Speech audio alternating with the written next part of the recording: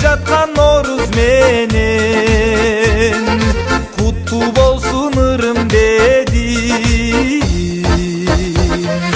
Норуз майрам, ырыс майрам, бабалардан мурас майрам. Ак калпакчан кыргыз майрам, Норуз майрам, бул майрам, Норуз майрам. Мына бүгүн жаздын жаркыраган жаз маалында улустун улуу күнү Норуз майрамы болуп отурат. Кыргыз элинин жаңы жылы болот. Мына ошого арнап элибизде тоюмчулук болсун, бейкутчулук болсун, ынтымак ырыс-кылгыт болсун деп мындай сум элек кайнаткан илгертеден. Сум электи кайнатып, мына бугайды өндүрүп алгандан кийин мясокөрөн тартып, соғын чыгарып алып, казанга коюп, анан тоюмчулук болсун деп жакшы ниет менен жасайт да муну.